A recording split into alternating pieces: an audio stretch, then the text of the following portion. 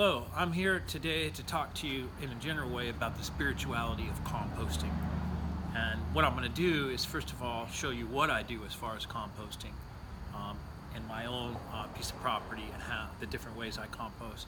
And at the end, I'll talk about why I see this as a spirituality of composting that I think everybody can do in a simple way. So first of all, composting. One of the things that's the problems in the Midwest here is that a lot of the land's been developed, a lot of the top part of the land has been stripped away, whether it would be prairie or forests, and it's left a lot of clay on the ground. So because there's so much clay, it's hard for things to grow, and water just zooms across the surface and it leads to flooding. But one of the things we can do is simply, if you look around, if you have the grass and look up here, you have trees all around us, is keep the material, the organic material that comes and grows on your own property, that the leaves and the grass in particular, they can work together to make a really rich, really great compost that you can then use and integrate back into the soil that breaks that clay down and then creates a really, verdant, really rich soil that leads to a lot of nitrates and sort of biochemical relations that are going underneath the soil that you can then grow great plants with. So without further ado, let me walk you through what I do. I have 3 different composting systems, right? This is the best one that I have. It is, what I do with this is, if you come on over here, I'll show you the parts of it. This is my big barrel that I put grass in and I put leaves in, and I basically just mix that together. There's some worms that are in there that have created, grown on their own. And you can see that this already hasn't broken down yet, but it's already showing a really nice, rich, thick, organic material. By continuing to add in various things into that and working it together for another week or 2, I'll be able to almost compost this. Once that green, I just put the grass clippings in from this weekend. But basically, there's a nice ratio that you want to make for composting, and it's 10% greens and 90% browns. So the greens are, a lot of times you can just put grass in there, but other things that you can put in there are food waste that make the green stuff up. So that's why I have and use this, which is sort of kitchen scrap stuff. So a lot of times we drink a lot of coffee, and that's the big thing that works really well is coffee grounds. Just saving this stuff every day and dumping it in there. This is a really rich organic material, and this too, just popping it in there. I don't happen to have any greens because we didn't have any lettuce clippings or anything like that, but sometimes you can have that. The other main ingredient for this is the leaves, right? So these are a little greener, but they're going to quickly be brown. You put that kind of stuff in there, a 90-to-10 ratio. If you look over here, I save all the leaves off my property in the fall, and then I use them all year. This is my last bag that I'll be using before we start to have the new leaves that start to fall down. But you can see if I bag them like that, they've already begun sort of breaking down. This is real brown stuff, and you put that stuff in there with the grass, and then occasionally I put a little water in there. Then I put this in, and I'll show you, I mix it up. This is great compost. It really, with a certain amount of heat, just takes 2 weeks, and then I got a whole great, really rich stuff to grow plant life in. The other thing I have with this is I put water in it. So I put a bucket down here that the water drains, and this is what's called tea compost. And you can use this, it's kind of a compost mix in the water, and then you can water your plants with it. And the plants just love this stuff. Like, take a look over here. I'll water this stuff all the time. You can see how rich this is. They only need a little of that with water, and they grow great, a lot of plants. So this is my big composter.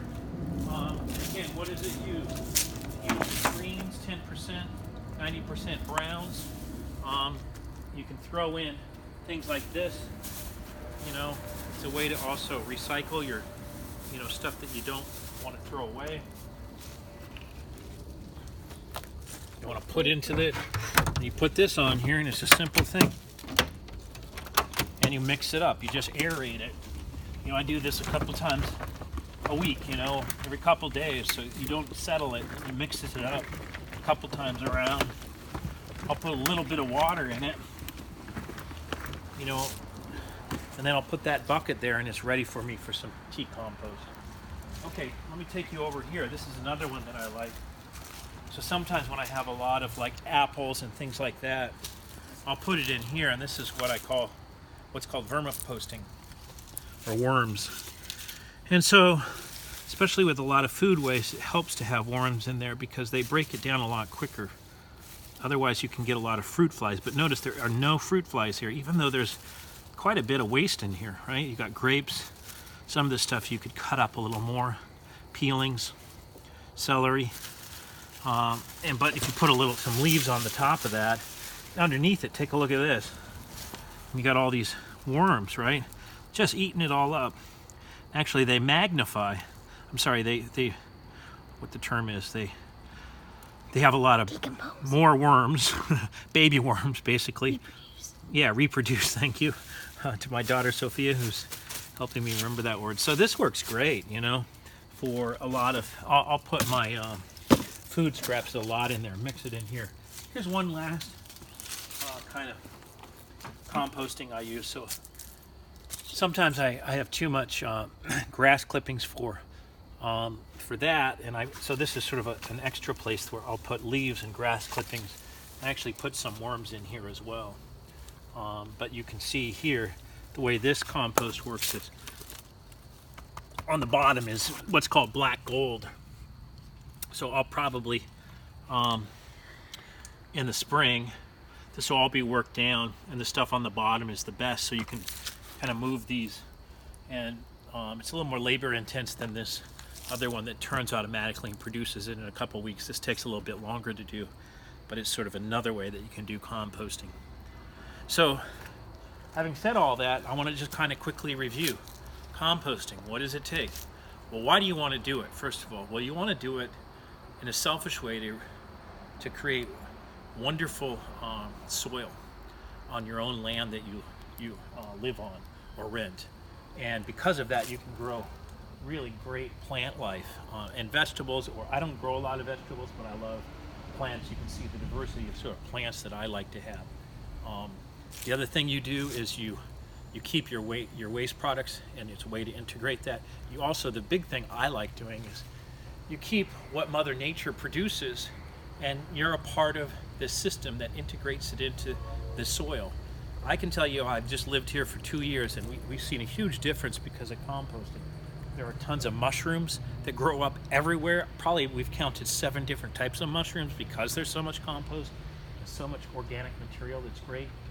The water does not flow across it, but contains it. It absorbs it into our land, so that's a great thing. It doesn't go into the sewer.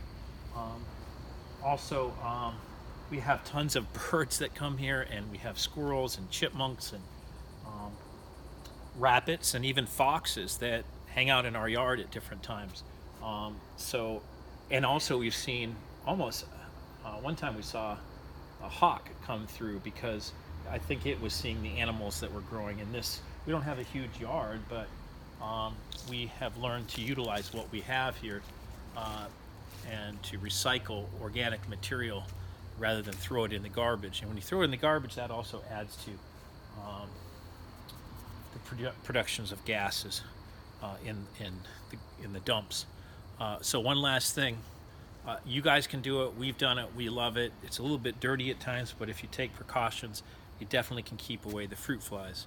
And why is it spirituality? Well, we feel definitely connected to the earth. We feel definitely connected to the trees and the land, and we are able to be a part of the creation of new life through this process. Thank you.